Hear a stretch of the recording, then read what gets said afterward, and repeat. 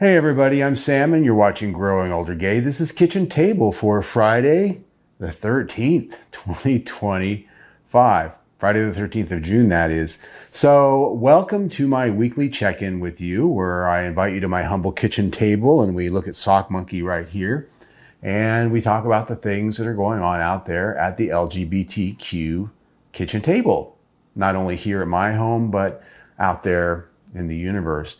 And so we did not have an episode last week, and the reason for that was because, if I'm completely honest with you, the happenings in the world, particularly Southern California, had me very emotional and upset.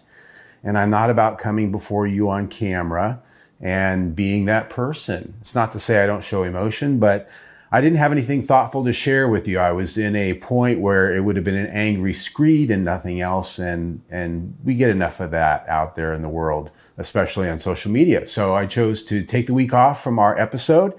And doesn't mean we're not going to talk about that. And we are going to talk about that today. But I've been able to put together some thoughts and to try to offer something constructive for all of us to cogitate on in that. But before we get to that, I want to talk about something. Yesterday was June 12th, which was the 9th anniversary of the Pulse Club shooting in Orlando. 49 beautiful people were gunned down in a massacre, at that time, one of the largest massacres by a single gunman in the United States. And that's something that really rippled through the gay community.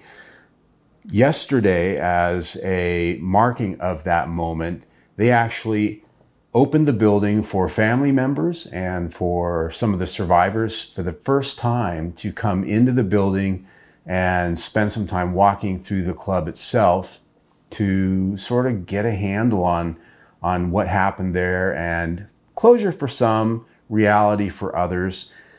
The club still stands, as many people did not know. I did not know that. I assumed it had been torn down, but the city of Orlando purchased the property and has erected a temporary memorial wall around the building. They've sealed it up.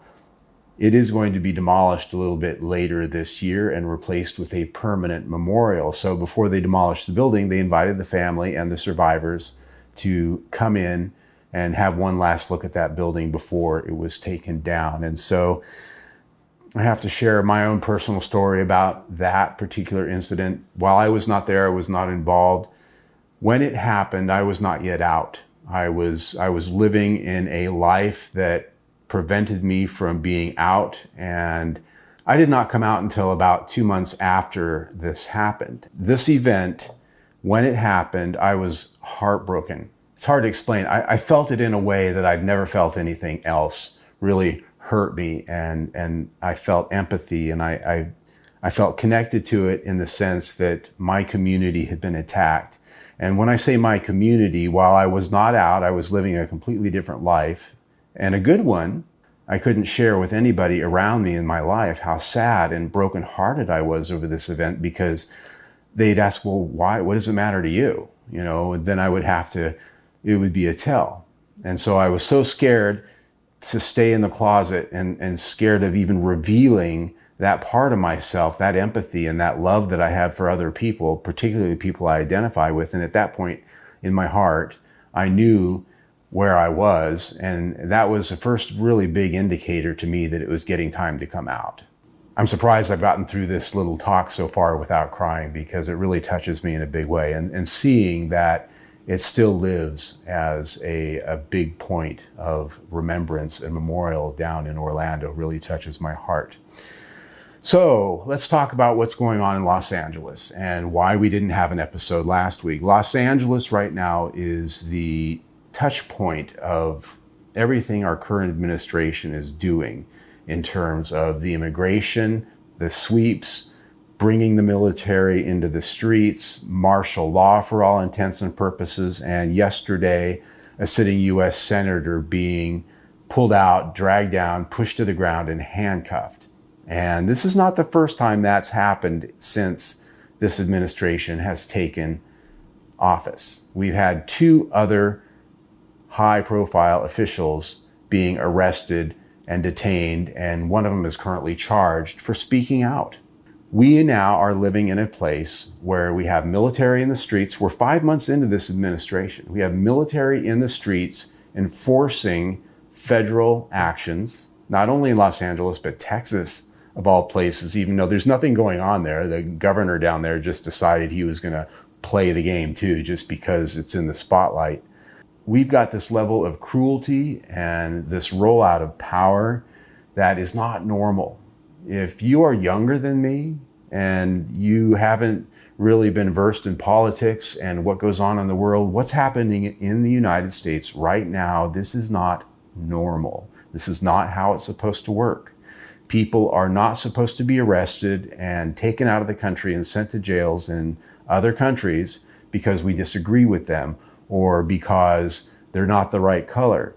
Yes, if somebody has broken the law, they need to be punished. Yes, they need to be deported if that's what needs to happen to them. But everyone in this country deserves due process. They deserve fairness, and they deserve to be treated like human beings. And what's happening right now is, in my mind, just a heartbreaking tragedy, not only in the cruelty that we see with this immigration and the sweeps that's going on, breaking up families, children with cancer. All of this stuff is what's really touching the hearts of people and making them protest. It's what's making them come out and stand up to the government actions and say, no, we can't have this, not in our community. And Southern California is a place where they knew and they know that they're going to find the most of these people to really dig into. And while it's been heartening to see the level of pushback from the community down in Los Angeles in the past week, it's also disturbing and concerning to me because what we see going on in Los Angeles isn't some accidental, oops, everybody got mad. This administration's been planning this for months. They are deliberately pushing buttons to get a response because, in my opinion, this is the Tiananmen Square moment that this administration has wanted. They want to see tanks in the streets. They want to see somebody with a Mexico flag getting mowed down by a tank or shot with rubber bullets or arrested and cuffed. That's the picture they want to have on TV. And while we need to push back, we need to protest, and we need to make sure our voices are heard and do everything in our power to put a stop to this, we also need to be very careful as a community not to give them those moments on TV to play on Fox News and the other alt-right-wing nut media that these people are soaking up. It's a delicate balance we're going to have to find, I think, in the coming years in pushing back, being smart, doing it, but also being loud and being powerful. And there's a lot of ways that we can do this. And one of the ways to do this is coming up tomorrow on Saturday the 14th, and that is the next thing I'll talk about here, is No Kings is having marches all across the country. Look at that map. Oh my God. There are marches all across the country in large cities and small, and this is a way for all of us to go out and be counted, to stand up, to peacefully protest, to march, and to show our allyship to not only the Latino community who is being pushed over and who is being treated inhumanely, but for all of us whose rights are being stomped on and taken away. There wouldn't be marches in every state of the country, in almost every big city in those states, if all of this stuff weren't true. This is unprecedented. There's only one big city in this country where there is not a No Kings March, and that's Washington, D.C. And the reason why that is because the administration is having their own military power play parade in Washington, D.C., similar to those we've seen in the film reels from North Korea, Vietnam, Russia, where they roll down all of the big tanks and the missiles and all of the troops and their guns to show how powerful they are. And it's really just it's a big 4x4 penis extension moment for the president, really, is all it is. The ball's hanging from the trailer hitch. This is what this is all about. He wants to stand before all of the big power players in this world and go, look, I have a big gun too. Because of that, they chose not to have a No Kings March there. because they didn't want to have that clash, and because that's just really a difficult situation that could really turn into a disaster show for everybody involved. So I would tell you, get out there, get involved, and be a part of this No Kings if you can. Website is nokings.org. But I would also advise, please be careful. Do it peacefully. Don't give them that moment that allows them to put something on Fox News and say, see, these people are criminals, they're crazy, they're from mental institutions, they're homos, they're whatever. We need to just get rid of them all. Don't give them that moment. What we need to do is show up as Americans, as citizens of this country, wherever we're from, and show that we are going to be there when it comes to the next election. And we are going to be there coming down the road, because the bottom line is we're sort of on our own. We've seen in the last 5 months that the elected officials that are even on our side are powerless. Those who are in power that could do something, there's many that aren't doing anything. They're standing on the sidelines letting it happen. And I'm talking about the people from the red states primarily. There are a lot of Republicans that are just standing there turning the other cheek. Some of them are happy about what's happening. Some of them aren't, but nobody's standing up.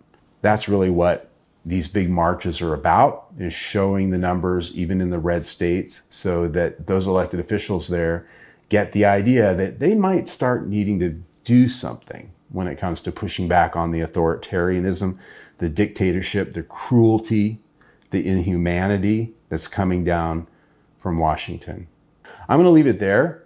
There's a lot of stuff on my list here, but if you watch the news, you've seen social media, there's nothing really that I can add to that other than to say that we have the power to make changes. We have the power to make changes.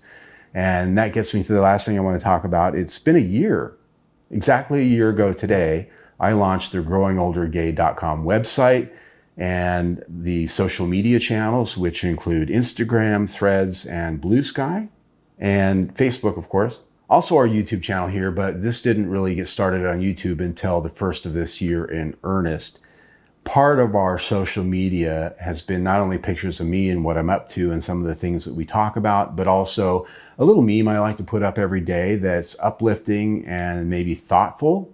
And while I appreciate all of the in-your-face, finger-wagging, and sort of FU type of memes that we see politically out there from a lot of people in social media, I like to try to put out something a little different, a little more inspirational, let's just say. It's not to say that they're all that way. Some of them are sexy, some of them are fun, but the one that was up today is, if you don't like something, change it.